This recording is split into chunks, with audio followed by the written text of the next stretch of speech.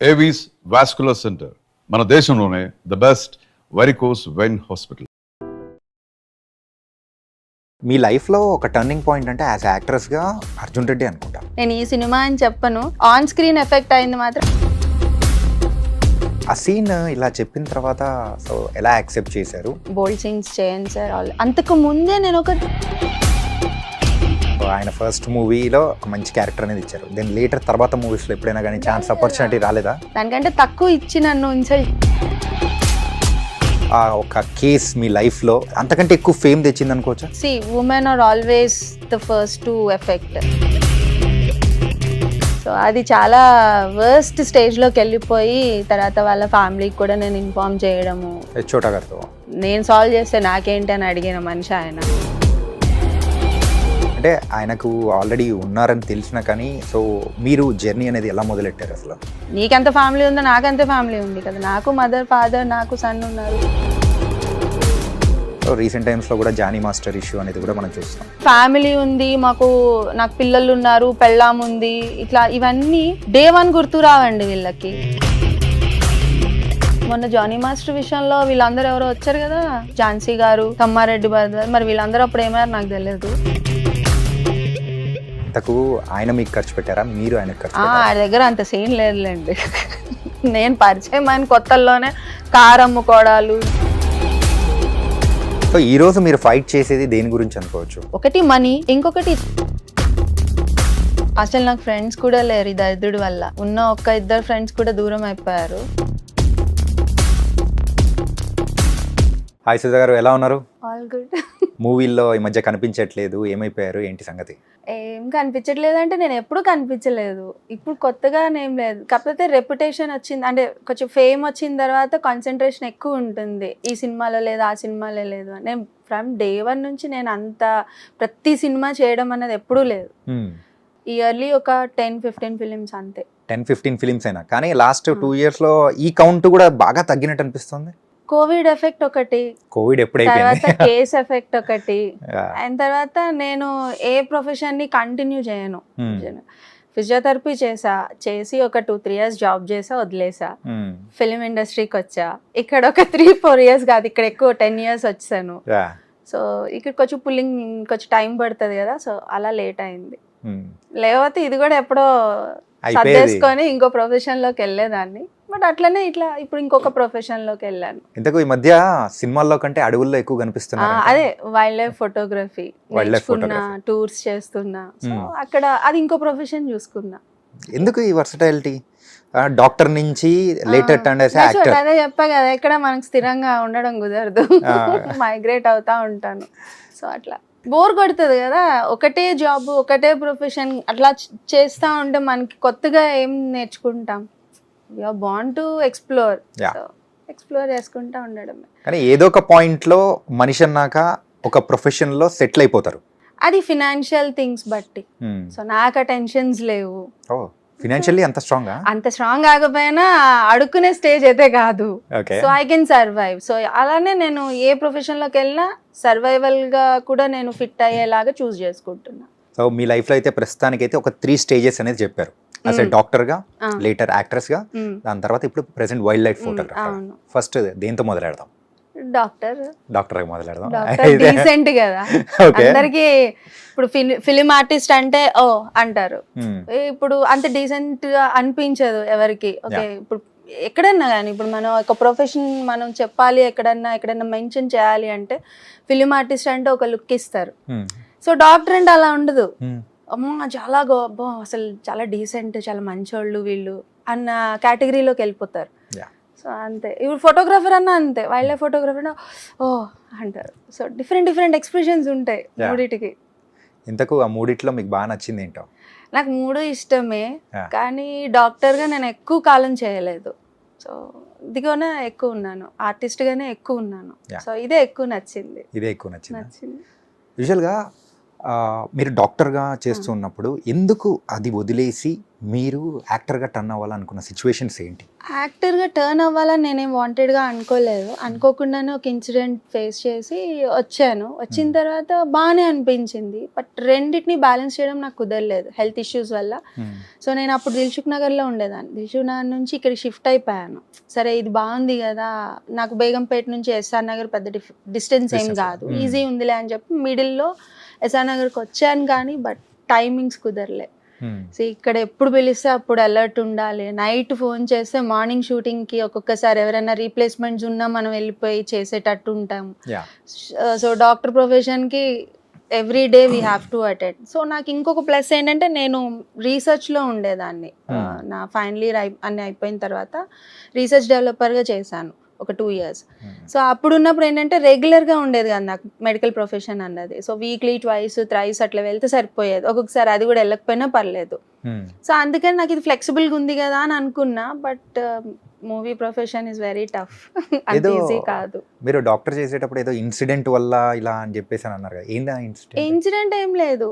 So ఒక డైరెక్టరే geriatric patient ఆయన. So ఆయన మా కేస్ ఇదనమాట. సో ఆయనకి ట్రీట్మెంట్ ఇస్తూ నాకు ఇంట్రెస్ట్ ఉంది అని ఆయన తెలిసింది. నేను అడిగాను, 2 రకాలుగా వచ్చింది, సెట్ అయిపోయాయి. కానీ ఆ సినిమా నేను చేయలేదు.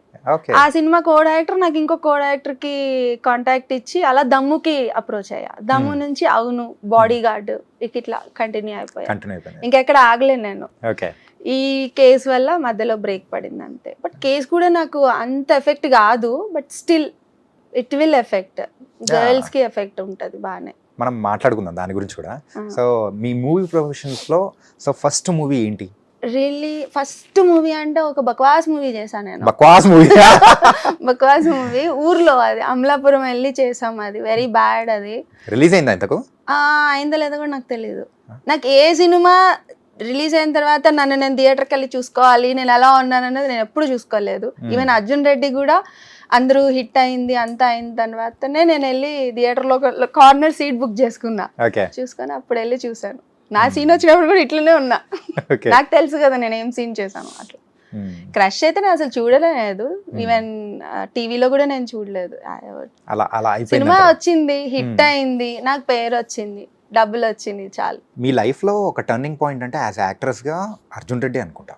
సో అంటే ఒక డిఫరెంట్ ఫేమ్ అనేది తీసుకొచ్చారు. On screen Arjun Reddy, off screen ఆ సినిమా నాకు రావడానికి కారణం ఎవడే సుబ్రహ్మణ్యం. ఓకే. బట్ ఎవడే సుబ్రహ్మణ్యం రావాలంటే కూడా దాని బిఫోర్ ఫిలిమ్స్ అన్నీ ఉంటాయండి. నేను ఈ సినిమా అని చెప్పను. ఆన్ స్క్రీన్ ఎఫెక్ట్ అయింది మాత్రం అర్జున్ రెడ్డి.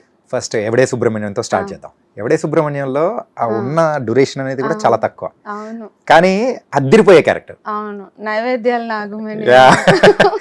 ఏంటంటే లక్కీగా ఈరోజు నాగుల పంచమి, దాంతో పాటు మొత్తానికి అయితే మీ క్యారెక్టర్ అందులో కూడా నాగమణి డిఫరెంట్ గా ఉంటది కదా. సో అందులో మీ లెంత్ ఇంకొంచెం ఎక్కువ ఏమన్నా ఉండిందా? ఇంకొంచెం ఉంది.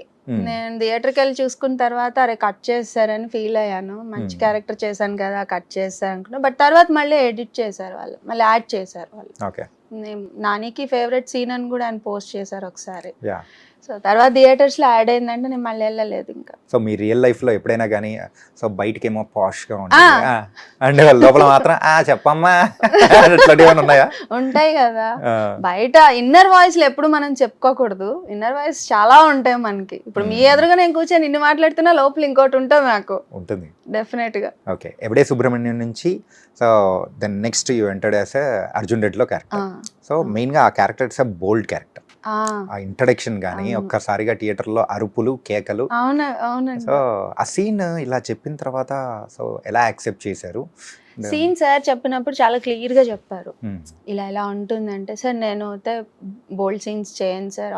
అంతకు ముందే నేను ఒక 3-4 ఫిలిమ్స్ చేశానండి. నా అల్లరి నరేష్ గారి ఫిలిం ఐ థింక్ ఎముడికి మూడా, అది అలాంటి సినిమా ఒకటి చేశాను. ఇంకో ఫిలిం కూడా చేశాను. అన్ని అల్లరి నరేష్ ఫిలిమ్స్. 2 ఫిలిమ్స్ లో నేను కొంచెం బోల్డ్ సీన్స్ చేశాను. సో అది అసలు ఎవరికి తెలీదు. సో నేను అనుకున్నా సర్లే ఎవరు చూసాడులే, రిలీజ్ అయినప్పుడు ముచ్చట, రిలీజ్ అయినా కూడా నన్ను గుర్తుపట్టాలి, నేను చేసిన సీన్ గుర్తుపట్టాలి, ఇంత ఉంది కదా చేసి పడేద్దామా అనుకున్నా. బట్ అదంతా హైప్. బట్ నేను ఎక్స్పెక్ట్ చేశాను, ఎందుకంటే సార్ చెప్పినప్పుడు బ్యాక్గ్రౌండ్ ఇలా ఉంటుంది, ఈ సాంగ్ వస్తుంది, ఈ ప్లే అవుతుంది, ఆయన ఇలా వస్తారు, ఆయన ఈ మూడ్లో వస్తారు, చాలా క్లియర్గా ఎక్స్ప్లెయిన్ చేశారు సార్.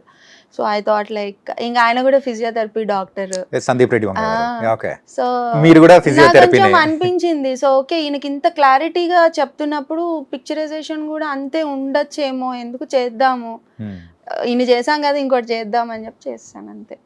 బట్ చాలా బాగా వెళ్ళిపోయింది. సో ఆయన ఏమీ అడగలేదు, నువ్వు ఎలా ఇప్పుడు ఎలా వచ్చావు అలానే రా అన్నారు.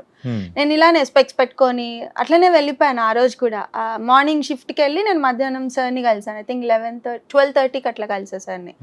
ఇలానే వచ్చే అన్నారు, నేను అలానే వెళ్ళాను. సో అట్లనే ఉంది. సినిమాలో కూడా మీరు చూసుంటారు కదా, నార్మల్గా ఉంటాను నేను అంతే. బట్ నా నార్మలే అంత హైలైట్ అయిందంటే ఇంకా మన ఎక్స్ట్రాడినరీ ఉంటే ఎలా ఉంటుందా అని అనుకున్నా. బట్ ఆ తర్వాత నాకు ఏ సినిమా రాలే, అంత డెప్త్గా రాలేదు.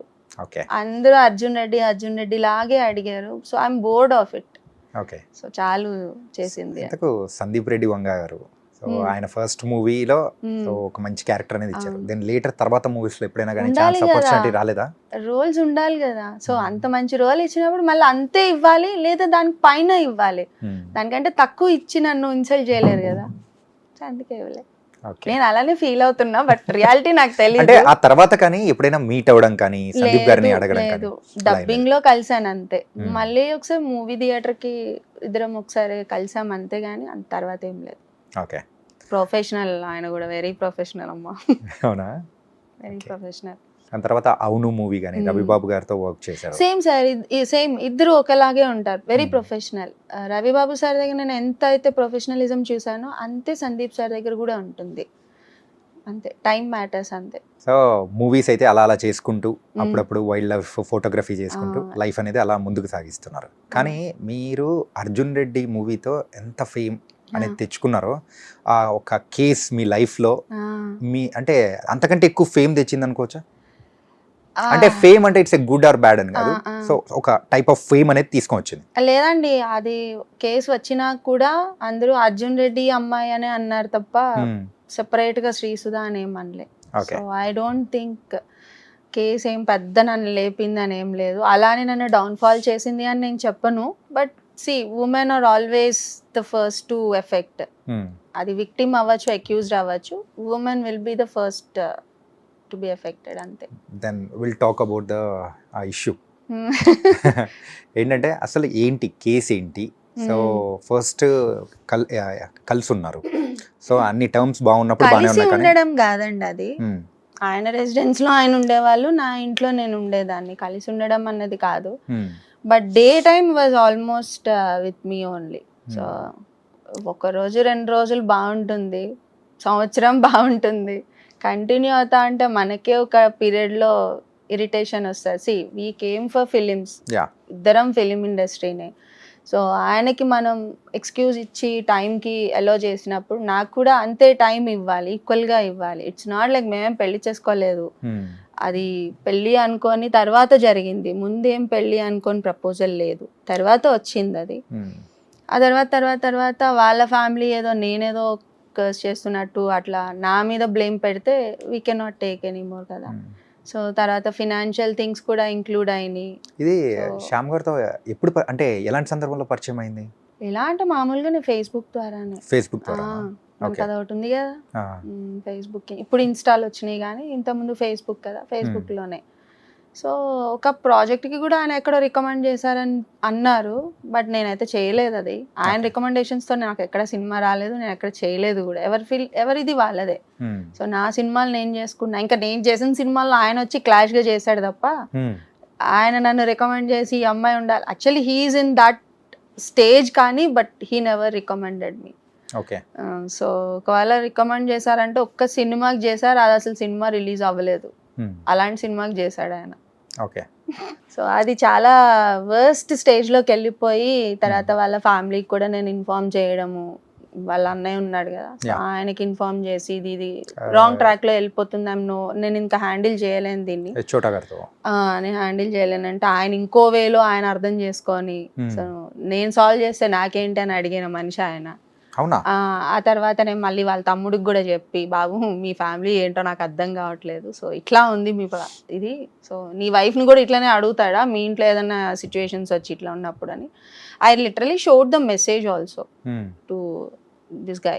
ఈయన చూపించాను కూడా, అది ఆయన వైజాగ్ ఎక్కడ షూట్ చేస్తుంటే నేను చూపించారు, శ్యామ్కి చూపించాను నేను. శ్యామ్ చూపించారు. ఓకే. మీ అన్నిట్లో పెట్టాడు, ఏమంటావు దీనికి అని అడిగాను. అప్పటి నుంచి ఏంటంటే నేను అసలు ఆయనతో మాట్లాడలేదు, నేను ఇంక మాట్లాడను అన్నాడు. బట్ మనకేం తెలుస్తుంది, see we're not with him for 24 hours. So లేనప్పుడు ఏం జరుగుతుందో మనకు తెలియదు కదా. సో ఈ వాజ్ లైక్ ఏ అబద్ధాలు చెప్తూ ఇంకా అలా కంటిన్యూ అయితే ఎట్ సమ్ పాయింట్ మనకు తెలుస్తాయి ఇవి అబద్ధాలు అన్నది. అది తెలిసినప్పుడు విల్ బర్స్ట్ అవుట్. సో అది చాలా విగరస్గా వెళ్ళిపోయాయి నావి. నేను ఎంత కామ్గా ఉంటానో అంతే వర్స్ట్గా బిహేవ్ చేస్తా కోపం వచ్చినప్పుడు కూడా. So I will be very చాలా వైలెంట్గా ఉంటా. సో అది పీక్స్లోకి వెళ్ళిపోయేది అనమాట ఇంకా. సో అది తర్వాత నాది స్పాయిల్ అయిపోయేది కెరీర్. చాలా డేస్ నేను షూట్కి, ఇప్పుడు మనకి ఎట్లా ఉంటుంది, we're not the settled artist. So morning 5 అంటే 5కి ఉండాలి, 6 అంటే 6కి ఉండాల్సిందే. సో ఈ నైట్ అంతా ఈ స్ట్రగుల్ వల్ల నాకు మార్నింగ్ లేట్ అయిపోయేది. సో ఇట్లా నాకు కొన్ని ప్రాబ్లమ్స్ వచ్చాయి షూటింగ్ అప్పుడు కూడా. సో ఇంక ఇది నాకు కరెక్ట్ కాదు, నాకు వచ్చే ఇన్కమ్ ఇప్పుడు ఇదే సినిమానే, సో దీన్ని కూడా నేను స్పాయిల్ చేసుకుంటే నీ వల్ల నా వల్ల కాదు బాబు అని చెప్పి నేను చాలాసార్లు ఇవి జరిగినాయి అండి. Only I think we were together peacefully for hardly 1 year or 6-7 months అంతే. అంటే ఆయనకు ఆల్రెడీ ఉన్నారని తెలిసినా కానీ, సో మీరు జర్నీ అనేది ఎలా మొదలెట్టారు అసలు? It was like a friendly way only, friendly వేలోనే. తర్వాత వాళ్ళ ఫ్యామిలీ వచ్చేసి మా ఇళ్ళ దగ్గర గొడవలు చేసేయడం, ఫోన్లు చేసి ఇష్టం వచ్చినట్టు మాట్లాడడం ఉంటే ఎవరూ భరించం కదా, అది వదిలేసుకుంటాం అంతే. కానీ ఇవన్నీ బేర్ చేసి, నీకెంత ఫ్యామిలీ ఉందో నాకెంత ఫ్యామిలీ ఉంది కదా, నాకు మదర్ ఫాదర్ నాకు సన్ ఉన్నారు, ఇంత ఉన్నప్పుడు నేను ఎందుకు పట్టుకుంటాను, వదిలేద్దాం అనుకుంటాం. బట్ అలా వదిలే బాపతి కాదు. అవునా? యా, నాకు నైట్లు కూడా వచ్చి, నేను లాస్ట్ ఇంటర్వ్యూలో కూడా చెప్పాను, నేను మీ కాలం నేను వినిపిస్తాను, నైట్ నేను 2 o'clockకి నేను, అప్పుడు నాకు కారు ఉన్నా కూడా ఇమీడియట్గా మనం యాక్సెసిబుల్ ఉండేది బైకే కాబట్టి నేను బైక్ తీసుకొని కూడా నేను SR Nagar police station complaint ఇస్తానని వెళ్ళిన డేస్ కూడా ఉన్నాయి నా దగ్గర. బట్ స్టిల్ ఈ క్యాండిడేట్ ఏంటంటే ఇవాళ మాట్లాడితే రేపొద్దున మర్చిపోతాడు అనమాట. రేపొద్దున మళ్ళీ చాలా ఫ్రెష్ మైండ్ తోటి అసలు ఏమీ జరగలేదు అన్నట్టుగా వస్తాడు. సో అందుకని ఏంటంటే నేను అప్పట్లో సేఫ్గా నేను రికార్డ్ చేసుకునేదాన్ని. అది ఎందుకు చేసేదాన్ని, నువ్వు నిన్న ఇంత మాట్లాడావు అని చెప్పడానికి నేను చేశాను. బట్ ఇవాళ నాకు అది నా కేస్కి హెల్ప్ అవుతుందని నేను అసలు ఎక్స్పెక్ట్ చేయలే. చాలా వరకు నాకు ఇవాళ అవన్నీ ప్రూఫ్గా ఉండిపోయినాయి ఇంకా. సో అట్లా చాలా డేస్ ఉండే. తర్వాత యాక్చువల్గా ఈ ఇష్యూ అనేది ఏ ఇయర్లో మొదలైంది? 2014 or 15 అండి. సో అప్రాక్సిమేట్లీ ఒక 10 years. ఇప్పటికి 10 years. 15 అనుకోండి. సో 16 నుంచి it was like hard start అయిపోయింది గొడవలు అంతా. అండ్ ప్రెసెంట్ ఇండస్ట్రీలో సేమ్ ఆ రోజు మీరు ఎలాంటి అలిగేషన్స్ అనేది అంటే ఒక కేస్ పెట్టి ఒక ఇండస్ట్రీలో ఒక హాట్ టాపిక్ అయిందో, సో రీసెంట్ టైమ్స్ లో కూడా జానీ మాస్టర్ ఇష్యూ అనేది కూడా మనం చూస్తాం. సేమ్ అది అదే నాకు అర్థం కాదండి. మాకు ఫ్యామిలీ ఉంది, నాకు పిల్లలు ఉన్నారు, పెళ్ళాం ఉంది, ఇట్లా ఇవన్నీ డే 1 గుర్తు రావండి వీళ్ళకి. అంతా అయిపోయిన తర్వాత అప్పుడు ప్రేమలు అన్ని, నా వైఫ్ నా పిల్లలు నాకు ఒక ఫ్యామిలీ ఉందని అప్పుడు గుర్తొస్తాయి వీళ్ళకి. ముందంతా గుర్తురావు. గొడవలు జరిగినప్పుడు కూడా గుర్తురావు. అప్పుడు కూడా అసలు ఎందుకు, నా కేసు అయిన తర్వాత కూడా వాడు జైలుకి వెళ్ళి జైలు నుంచి బయటకు వచ్చిన తర్వాత కూడా కాంప్రమైజ్కి నా దగ్గర కూర్చున్న రికార్డ్ నా దగ్గర స్టిల్ ఐ హ్యావ్. మీకు ఓకే అంటే నేను ఇప్పుడు కూడా నేను ఆన్ చేసి నేను మీకు వినిపించగలుగుతాను. I kept it in the Facebook also. నేను ఒకరోజు ఫేస్బుక్లో కూడా నేను అప్లోడ్ చేస్తాను. Still it was there. నేను డిలీట్ చేయలేదు అది. సో అందులో కూడా నేను ఇప్పుడు కూడా మళ్ళీ తిరుగుదాము, ఎవరైనా నన్ను చూసినా కూడా నన్ను తప్పుగా అనుకుంటారు కానీ నిన్ను అనుకోరు, నువ్వు సాధించా అని అనుకుంటారంట. పిచ్చారా నీకు? I spoke it like this only. నీకేమైనా పిచ్చా? నిన్ను అనుకోరేంటి? నిన్ను అనుకోకపోవచ్చు, నన్ను అనుకుంటారు డెఫినెట్గా. ఇప్పుడు ఎలా తిరుగుదాం, నీకు కోర్టులో వేసాం కదా అక్కడే చూసుకుందాము అని చెప్పి హీ ట్రైడ్ ఆల్మోస్ట్. ఇంకా హిస్ లెవెల్ బెస్ట్ అనమాట. ఇంకా అంత ట్రై చేశాడు, ఎట్లానా కాంప్రమైజ్ చేసేయాలి, ఇక్కడతో క్లోజ్ చేసేయాలి అని. చాలా ఉన్నాయి బాబు నీవి నావి మాట్లాడుకోవడానికి. నేను ఆల్రెడీ బ్లేమ్ అయిపోయాను. ఇప్పుడు నేను వెనక్కి తగ్గేది లేదు. నీకు ఇంతకుముందు చాలా ఛాన్సెస్ ఇచ్చా. ఏది, నేను కేసు పెట్టక ముందు, స్టేషన్కి వెళ్ళక ముందు, April 11th 2020 అండి. అసలు నేను మార్నింగ్ కోవిడ్ టైం అండి. 11 కోవిడ్లో కూడా మేము రోడ్ల మీదే ఉన్నామండి. Covid డోంట్ time లో? బిలీవ్. okay. నేను ఇంట్లో ఉండలేను, నేను వచ్చేయాలి బయటికి, నాకు టిఫిన్ తీసుకురా, నేను ఇంట్లో తినను, ఇదే టార్చర్ ఉండే. సో ఇంకేంటంటే నేను ఇంటికి తీసుకెళ్ళాలని నేను బయటికి రావాల్సిందే ఇంట్లో నుంచి. మా ఇంట్లో మా పేరెంట్స్ ఉన్నారు అట్ దట్ మూమెంట్. సో నాకు ఇంట్లో పాసిబిలిటీ లేదు. సో మళ్ళీ నేను బయటికి రావాల్సి వచ్చేది, టిఫిన్ తీసుకొని ప్యాక్ చేసుకొని. అసలు చాలా టార్చర్ లేండి. అలానే వచ్చాను నేను. సో April 11 నా బర్త్డే. సో April 11 నేను మార్నింగ్ 10 o'clock వాడిని కలవడానికి అని వెళ్తే ఆ రోజు నేను పెట్టుకున్న గొడవ, నేను ఇంకా ఇక్కడతో క్లోజ్ అని ఆ రోజు నేను పెట్టుకున్న గొడవ నైట్ 8:30, 9 అయిందండి. 10 o'clock అనుకుంటా. వాళ్ళ సిస్టర్ కూడా వచ్చారు ఆ రోజు ఇంటికి. చోటాకి కూడా ఫోన్ చేశారు. ఫోన్ చేసి ఇట్లా జరుగుతుంది ఇంటి దగ్గర, మీరు ఏదైనా చెప్పండి అంటే, మీరు చెప్పేది నేను విననండి, మీకు ఆల్రెడీ నేను చెప్పాను 2-3 సార్లు, మీరు నాకు కలిపిచ్చారు, అంతా అయింది, but still use continue the same. So నాకు ఇంకా మీది నేను విన్నా, ఎవరిది విన్నా, ఇక్కడతో నాకు ఇక్కడ క్లోజ్ చేయండి టాపిక్, ఇక్కడతో ఇంక మళ్ళీ వాడు నా మొహం చూడకూడదు, నేను వాడి మొహం చూడకూడదు అనుకున్నా. కానీ స్టిల్ వాళ్ళు ఎందుకు మిమ్మల్ని పోక్ చేస్తున్నారు? సో మళ్ళీ మేలో నేను కంప్లైంట్ ఇచ్చా. I think May 25th or 26th or 27th, నేను డేట్ నాకు గుర్తులేదు, మళ్ళీ చెక్ చేస్తా. May 26th or 27th నేను కంప్లైంట్ ఇచ్చానండి. సో April 11th నుంచి May 26th దాకా ఎన్ని డేట్స్ ఉన్నాయండి? ఇన్ని డేట్స్ మళ్ళీ ఇదే తతంగం, మళ్ళీ రిపిటీషన్.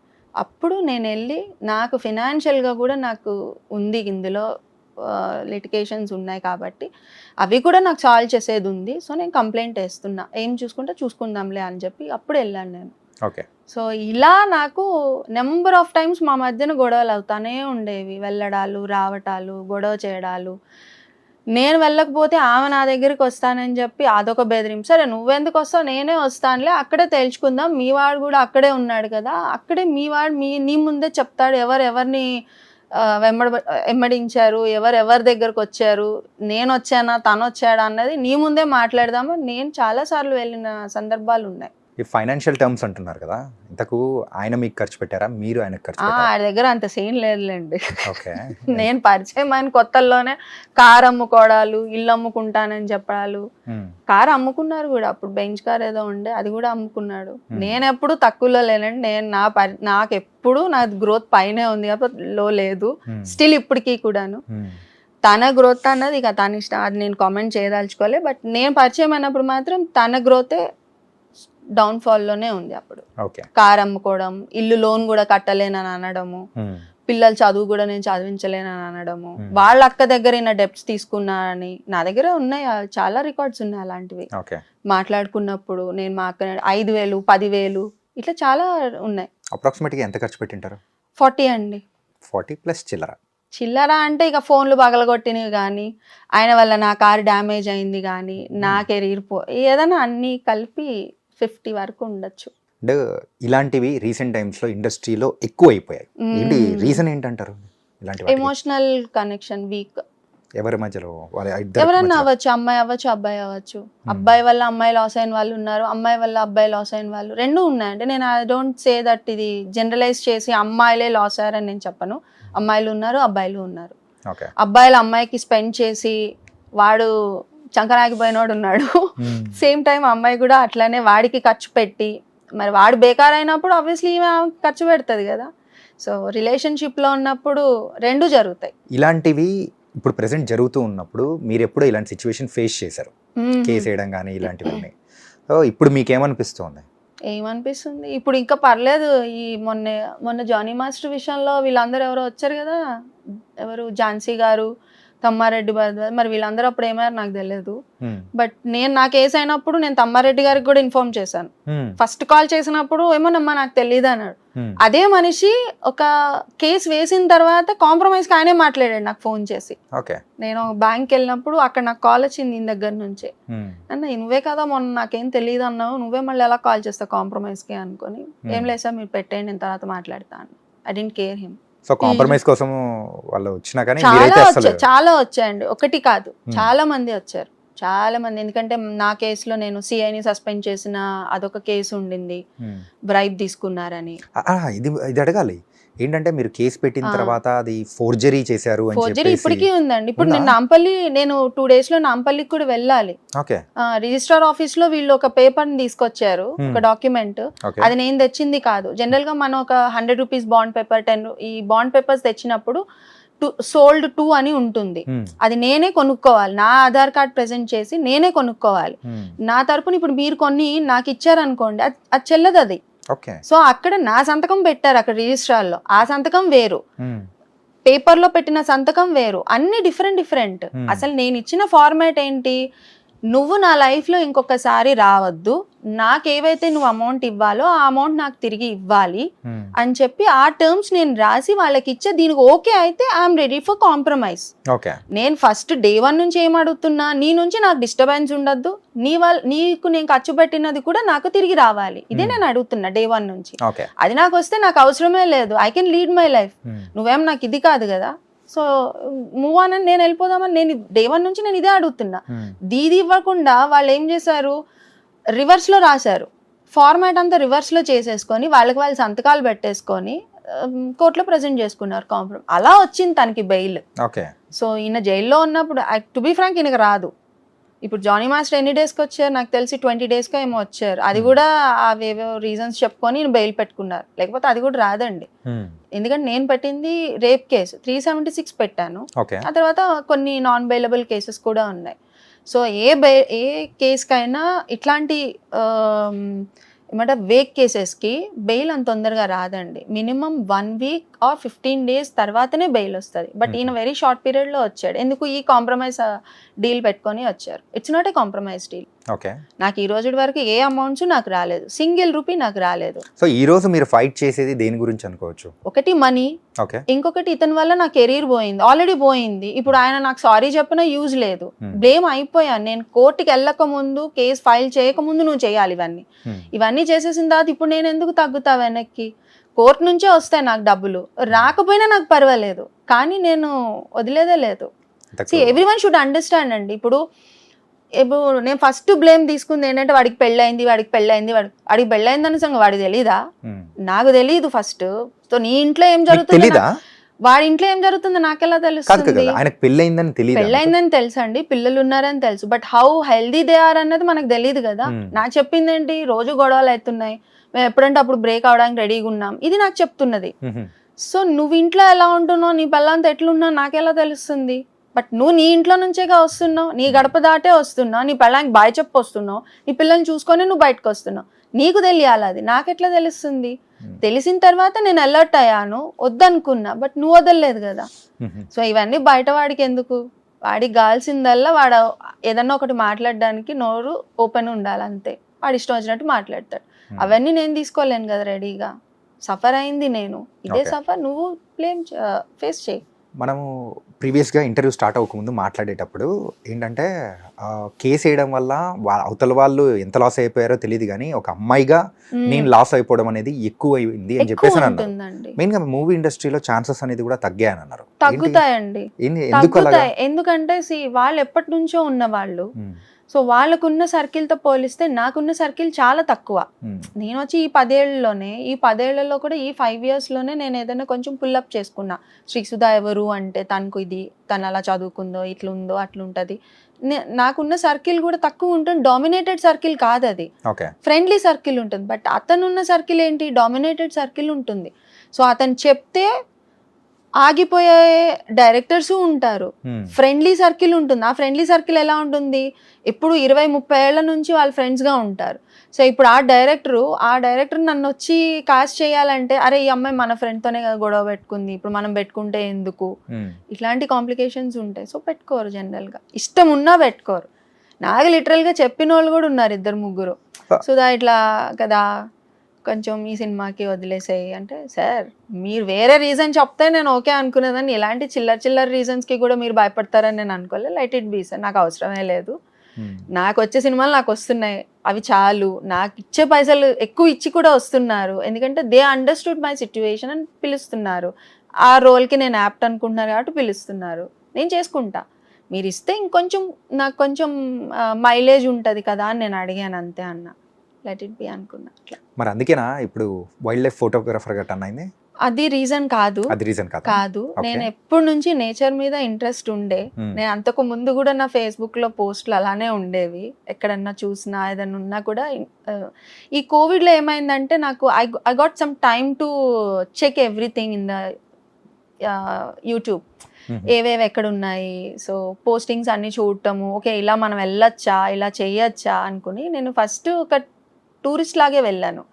ఆల్మోస్ట్ ఒక 10 trips నేను టూరిస్ట్ లాగే వెళ్ళాను, ఖర్చు పెట్టి వెళ్ళాను. వెళ్ళిన తర్వాత స్లోగా నేను నేర్చుకోవడం, ఫోటోగ్రఫీ నేర్చుకోవడం, తర్వాత కెమెరా కొనుక్కోవడం.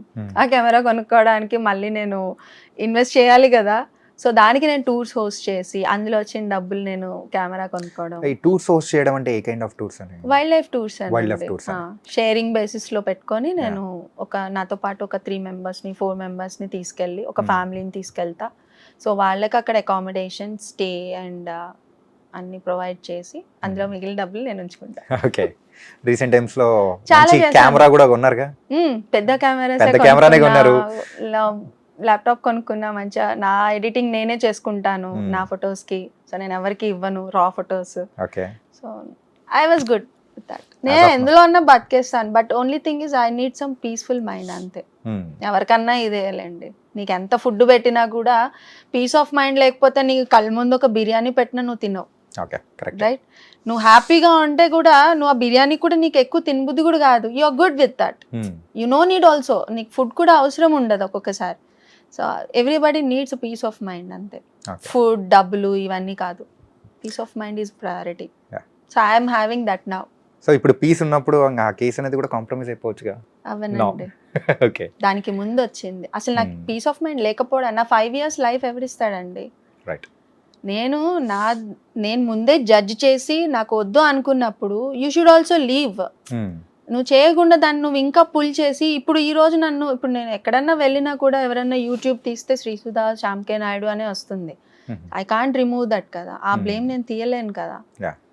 సో ఈవెన్ నా ఫోటోగ్రాఫర్స్ కూడా అక్కడ ఎవరన్నా నా ప్రొఫైల్ చెక్ చేయాలి అనుకున్నా కూడా ఓపెన్ చేస్తే ఇదే కనిపిస్తుంది. బట్ స్టిల్ వాళ్ళు కొంచెం లైట్ మైండెడ్గా ఉంటారు. So they understood and they were like Sudha you are a warrior అంటారు. చాలా చాలా ఓకే టైగర్ సైటింగ్ చూడు అనుకుంటా. ఇలా కేసు పెట్టేటప్పుడు సో మీ ఇంట్లో వాళ్ళ సైడ్ నుంచి కానీ లేకపోతే మీ ఫ్రెండ్స్ ఇంట్లో సర్కిల్ తెలియదండి. ఫ్రెండ్స్ సర్కిల్లో కానీ అసలు నాకు ఫ్రెండ్స్ కూడా లేరు ఈ దరిద్రుడి వల్ల. ఉన్న 1-2 ఫ్రెండ్స్ కూడా దూరం అయిపోయారు. మోస్ట్ ఆఫ్ ద టైం వీడు అనుకొని తిరిగినప్పుడు వాళ్ళకు కూడా మనం టైం కేటాయించినప్పుడు ఎంతమంది. But I have one good friend who help me all the time. నేను కేసులో ఉన్నప్పుడు నేను ఎక్కడికన్నా వెళ్ళాలనుకున్నా నాకు తోడు కావాలి, ఎందుకంటే నా హెల్త్ కొంచెం సపోర్ట్ చేయలే అప్పుడు. సో నాకు తోడుగా ఒక ఫ్రెండ్ ఉండే, తను మాత్రం చక్కగా వచ్చాడు. అండ్ హీ ఈస్ నౌ ఇప్పుడు ఎగ్జిక్యూటివ్ ప్రొడ్యూసర్ అయిపోయాడు. ఇప్పుడు పేరేమన్నా చెప్పగలరా? అజయ్ గద్దే. తెలుసు అందరికి, ఇండస్ట్రీలో చాలా మందికి తెలుసు అజయ్ అని. కానీ ఏంటంటే ఇక్కడ మనం ఇంటర్వ్యూ చేసేది నార్మల్ ప్రేక్షకుల కోసం. ఇప్పుడు చెప్పాలి అని అంటే మేబీ నా వల్ల తనకేమన్నా ఎఫెక్ట్ అవ్వద్దు అని అంతే. I have to say for the good reason. అంటే సమంత గారికి వచ్చిన సేమ్ జబ్బు ఆల్మోస్ట్ సిమిలర్ సేమ్. ఆ సమంత గారికి వచ్చిన రెండు జబ్బు మీకు కూడా ఆటో ఇమ్యూన్. తందొక కేసు నాదొక కేసు అంతే. నాది SLE, తంది myositis. Both are inflammatory diseases. SLE, spondylitis okay పర్లేదు, బట్ SLE అన్నది వెరీ డిఫికల్ట్. ఇప్పుడు ఫర్ సపోజ్ చెప్తున్నాను, ఇప్పుడు నేను ఆల్ గుడ్ కాబట్టి I'm very healthy now, I can do anything. But ఒక 2-3 days లో నాకు ఏదైనా ఒక డిస్టర్బెన్స్ అయ్యి నేను బాగా స్ట్రెస్ అయిపోయాను అనుకోండి, నెక్స్ట్ వీక్ నేను మూవ్ అవ్వలేను. యా, ఫింగర్స్ అన్ని ఫ్రింజ్ అయిపోవడము, లైక్ స్టిఫ్ అయిపోవడము, స్వెల్లింగ్స్ రావడము, అట్లా చాలా ప్రాబ్లం ఉంటుంది. రెడ్నెస్ అయిపోతుంది. అండ్ ఇప్పుడు మీరు నన్ను చిన్నగా ఇట్లా ముట్టుకున్నా కూడా అక్కడ రెడ్ అయిపోతుంది. అట్లా లూపస్ డిసీజ్ అది. సో మరి వీటి నుంచి బయటపడడానికి what you are doing? Medication, regular medication అంతే. We can't do anything. ఇలాంటివి కూడా ఉంటాయని చెప్పేసి వింటుంటేనే భయం వేస్తుంది. నేను చాలా ఫేస్ చేసి, అదే కదా చెప్తున్నాను, ఇష్యూలో ఉన్నప్పుడు, అదే గొడవలు అవుతున్నప్పుడు I requested him a lot. నువ్వు నాకేం చేయొద్దు, నాకేం ఇవ్వద్దు, ఏం చేయొద్దు, నువ్వు ఇంటికి కూడా give me some piece of mind. నాకు అవ్వట్లేదు బికాస్ నా లైఫ్ స్టైల్ వెళ్ళిపోతుంది.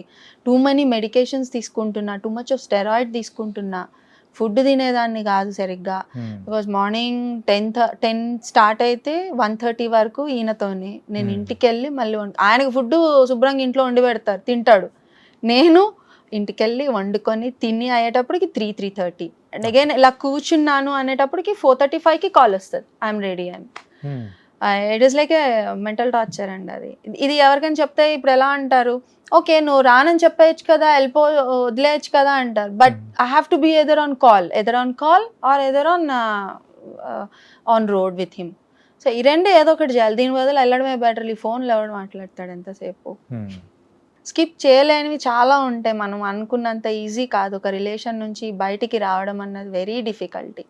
వచ్చిన తర్వాత it will be very happy, but రావడానికి నువ్వు ఏదైతే ఎఫర్ట్ పెట్టా అదే చెప్తున్నాను కదా. ఇప్పుడు పబ్ అయినా అంతేనండి. పబ్కి వెళ్తామా, సింపుల్ ఎగ్జాంపుల్, వెళ్ళడం బాగా వెళ్ళిపోతాం, దాని నుంచి బయటికి రావడానికి ఎవడన్నా వస్తాడా అండి? నువ్వు 8:30 కల్లా బయటికి రావాలని అనుకుంటావు, వస్తావా ఎప్పుడన్నా?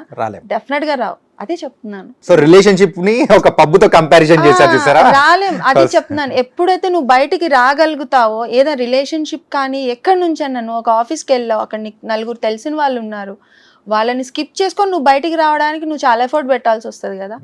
అంత ఈజీగా సరే రా బాయ్ రా వెళ్ళిపోతున్నా నువ్వు రాలేవు. అలా రాగలిగావు అంటే బయట నీకు ఇంకేదన్నా ఇంతకంటే పెద్ద ఇంపార్టెంట్ ఉండాలి, లేదా ఇది అంత అసహ్యంగా నచ్చకుండా ఉండాలి. అట్లా I'm not comparing with the pub, but an example, మీకు ప్రాక్టికల్ ఎగ్జాంపుల్ చెప్తున్నాను. దాన్ని దీంతో కంపేర్ చేయలేదు. ఓకే, మీకు నీతి సూక్తులు చెప్పేవాళ్ళంటే పెద్ద ఎక్కదంటే నచ్చదు అస్సలు. ఎందుకు నీతులు నువ్వు ఎందుకు చెప్పాలి? చెప్పాడు బోల్డ్ మంది. నేను కూడా చెప్తాను, కూర్చోబెట్టి ఇప్పుడు నన్ను అడగండి ఎన్ని నీతులు చెప్పాలి అన్ని నీతులు చెప్తాను. ఫాలో అవ్వం కదా. ఫాలో అయితేనే నువ్వు చెప్పు. ఫాలో అవ్వనప్పుడు నేను ఐ డోంట్ టేక్ ఇట్.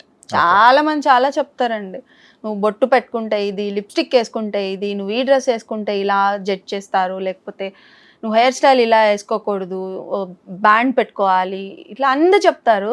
వాళ్ళే జుట్టెర పూసుకొని బయట కనిపిస్తారు నాకు. చాలా మంది యాంకర్స్ కూడా అండి, అమ్మో చాలా జడ్జ్ చేసేస్తారు. నేను ఇందాక కూడా చెప్తున్నాను కదా మీకు, చాలా జడ్జ్ చేస్తారు. వాళ్ళే మళ్ళీ స్లీవ్లెస్ బ్లౌజ్ వేసుకొని నావెల్ కింద చీర కట్టుకొని స్టైల్ గా ప్రొజెక్ట్ చేసుకుంటారు. మళ్ళీ బ్యూటీ ఉండాలి, మళ్ళీ ఎక్కడ తగ్గేది లేదు. ఒక ఆవిడ ఇలానే మాట్లాడుతూ దేర్ ఓన్ ఒపీనియన్ కదా, వాళ్ళ డ్రెస్సింగ్ కానీ ఏదైనా కానీ. So their choice, but when it comes to the society, నువ్వు పబ్లిక్ లో తిరుగుతున్నప్పుడు పబ్లిక్ కూడా అంతే రియాక్ట్ అవుతుంది కదా. ఇప్పుడు నువ్వు నీ ఇష్టం వచ్చినట్టు నువ్వు వెళ్తావు, సో అవతల అన్నారు అని నువ్వు ఫీల్ అవ్వకూడదు మళ్ళీ కదా. ఫీల్ అవ్వకుండా ప్రాబ్లం లేదంటారు. ఫీల్ అవ్వనప్పుడు నీ ఇష్టం కదా. ఇప్పుడు నువ్వు మళ్ళీ వాడు అన్నాడని నువ్వు ఫీల్ అవుతావు, మళ్ళీ నన్ను అన్నాడు, నన్ను ఇలా కామెంట్ చేశాడు. నువ్వు పబ్లిక్ లో తిరుగుతున్నావు, పబ్లిక్ లో ఉన్నప్పుడు పబ్లిక్ కూడా హ్యావ్ రైట్ కదా, ఉండదంటారా? ఉంటుందిలేండి, ఇండియా కదా. సో మనం అంటే వాక్ స్వాతంత్రం అనేది ఉంది కదా. సో వాడికి కూడా ఉంటుంది రైట్. నువ్వు పబ్లిక్ లోకి వచ్చా, నువ్వు నీ ఇంట్లో నీ ఇష్టం వచ్చినట్టు వేసుకున్నప్పుడు వాడు ఏదైనా కామెంట్ చేస్తే నువ్వు క్వశ్చన్ చేయి. నువ్వు పబ్లిక్ లోకి నీ ఇష్టం వచ్చినట్టు ఎలా వాడు కూడా కామెంట్ చేస్తాడు. ఇప్పుడు నేను సినిమాలో ఎలా ఉన్నా కామెంట్ చేసే రైట్ పబ్లిక్ కి ఉందండి, నేను అది ఒప్పుకుంటాను. నేను ఇప్పుడు నేను క్రష్ మూవీ చేశా. క్రష్ మూవీ చూసి చాలా మంది చాలా డిఫరెంట్ గా రియాక్ట్ అవుతారు.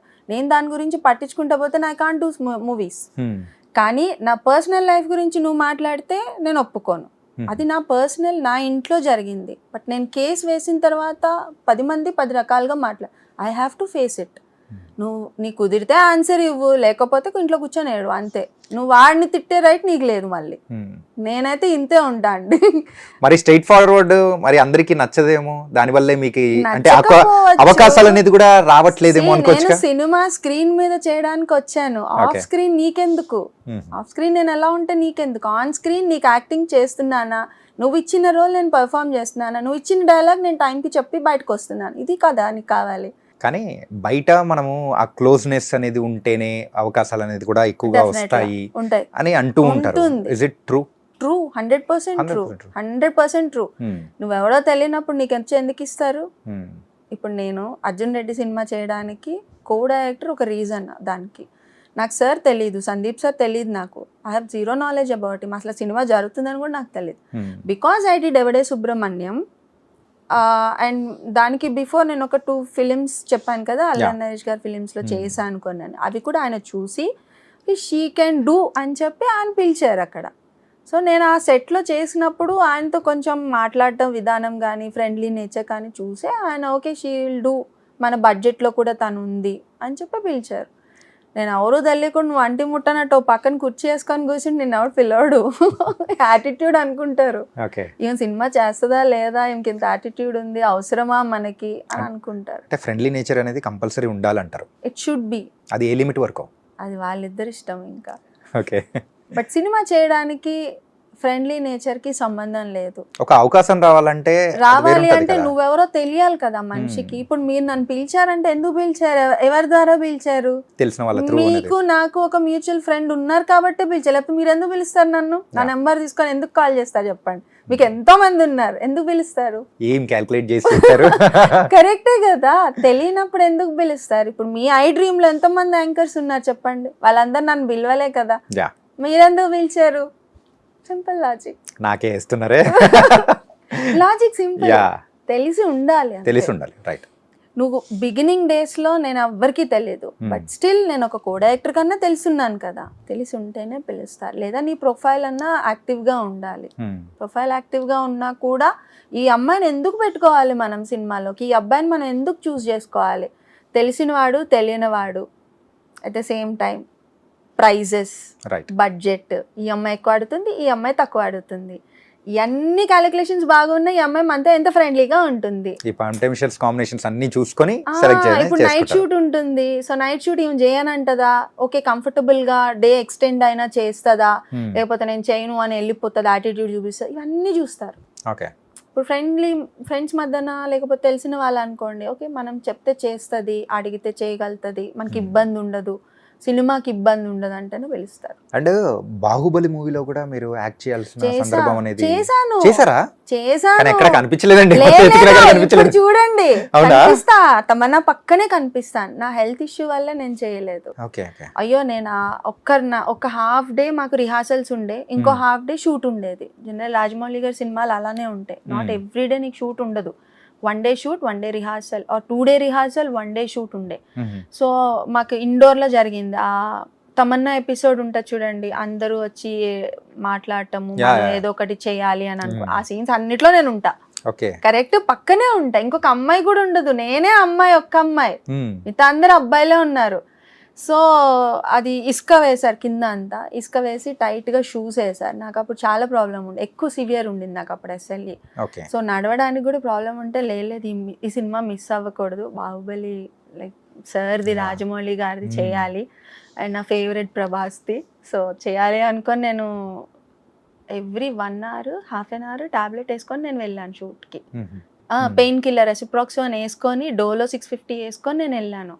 But still I couldn't do it. ఆ ఇసుకలో కాలు పెట్టి నడవడం, పరిగెత్తడం నాకు వల్ల అవ్వలే. సో వాళ్ళకే అర్థమైపోయింది ఎందుకు ఈ అమ్మాయి ఆగిపోతుంది అనుకున్నా. ఐ సెడ్ లైక్ నాకు ప్రాబ్లం ఉంది సార్ అంటే, వాళ్ళు అనుకున్నది ఏంటంటే అవుట్డోర్ షూట్ లో నన్ను డూప్ గా కూడా వాడుకోవడానికి అని అనుకున్నారట, తమన్నా ప్లేస్ లో ఎక్కడన్నా అవసరం అయితే. బట్ నాకు ఇంత ప్రాబ్లం ఉన్నప్పుడు వాళ్ళు ఎట్లా డేర్ చేస్తారు? So I miss that. మళ్ళీ తర్వాత నాకు రాలే ఛాన్స్. ఇంకా ఆ టైంలో మీకు వచ్చిన రెమ్యునరేషన్ ఎంత అండి బాహుబలి? అప్పుడు 15 అండి. 15 per day. 15K. రెమ్యునరేషన్స్ చెప్పుకోవచ్చు, ఇప్పుడు అందరికీ తెలిసిపోతున్నాయి. 15K అప్పుడు నాకు. నా ఫస్ట్ సినిమాకి 15Kనే, దమ్ము కూడా 15K. ఇప్పుడు ప్రెసెంట్ మూవీస్ అనేది కూడా మళ్ళీ చేయాలి అనుకుంటున్నారు, కొన్ని చేస్తూ ఉన్నారు. ఏంటంటే ఇప్పుడు ఏ టైప్ ఆఫ్ క్యారెక్టర్స్ అనేది కూడా మీకు వస్తూ ఉన్నాయి? నాట్ బోల్డ్ క్యారెక్టర్స్, ఓపెన్ గా చెప్తున్నా. నిన్న మొన్న మా ఫాదర్ కూడా కూర్చొని ఉన్నారు, ఎవరో ఫోన్ చేశారు, చేసి ఇట్లా సీన్ కొన్ని బోల్డ్ గా డైలాగ్స్ చెప్పాలి అని అంటే నేను చేయను అని చెప్పేసా.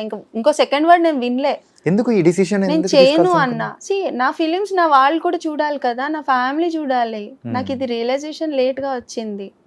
స్టార్టింగ్ లో ఏంటంటే మనం మాస్ కి రీచ్ అవ్వాలని అనుకున్నా నేను, నా క్యాలిక్యులేషన్ అలానే ఉండింది. బిగినింగ్ డేస్ లో చేశాను కొన్ని ఫిలిమ్స్, బట్ ఏ ఫిలిం చేసినా నేను డమ్ గా వెనక కూర్చోవడము, లేకపోతే కాఫీ కప్పులు తీసుకొచ్చి ఇవ్వడాలు, అట్లాంటివి నేను ఎక్కడ చేయలేదు. ఏ సినిమాను మీరు పిక్ చేయండి, నేను ఎక్కడ చేయలేదు. ప్రతి దాంట్లో ఒక డైలాగ్ ఉండాలి, హీరోయిన్ కి నేను ఒక్కటే ఫ్రెండ్ అయి ఉండాలి, హీరోకి నేనే సిస్టర్ అయి ఉండాలి, ఇట్లా క్యాలిక్యులేషన్స్ లోనే ఉన్నా నేను.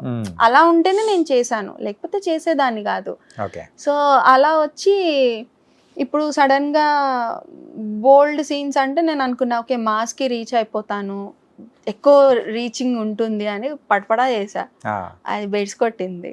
బెడ్స్ కొట్టడం మంచి ఫేమ్ అనేది తీసుకొచ్చింది కానీ ఫ్యామిలీ చూడట్లేదు. సో నా ఫాదర్ ఎక్కువ చూడాలి, మా మదర్ చూడాలి, మా బాబు పెద్దోడయ్యాడు, సో వాడి ఫ్రెండ్స్ చూడాలి అనుకుంటా కదా. సో అట్లా యూజువల్గా ఆ బోల్డ్ సీన్స్ అనేది చేసేటప్పుడు so how do you felt something ఏముండదండి, వెరీ కంఫర్టబుల్. బయట నుంచి చూసే ప్రజలకి ఎట్లుంటది ప్రజలకి అంటే డిఫరెంట్, వాళ్ళ మూడ్స్ నేను క్యాలిక్యులేట్ చేయలేనండి, వాళ్ళు వేరే ఉంటారు. But director he makes us feel comfortable. Okay so నేను చేసిన డైరెక్టర్ రవిబాబు సార్, ఆయన చాలా ప్రొఫెషనల్. ఏదైనా ఉన్నా కూడా వచ్చి కరెక్షన్స్ చెప్పేవాళ్ళు, ఇలా ఇలా కాదు, ఇలా చేయాలి, ఇలా డ్రెస్సింగ్ ఉండాలి, ఇలా చెప్పేవాళ్ళు తప్ప వేరే ఏం ఉండదు కాదు. That's it. Sandeep sir is also very thing. Romancing with Vijay Devarakonda ఏమన్నా ఉందా అండి, నిజం చెప్పండి, రొమాన్స్ ఉందా అసలు అక్కడ? అంటే వచ్చే టైంలోనే చెడిపోయింది కదా, రైట్ సో ఇంకెక్కడ ఉంది? ఇంకొంచెం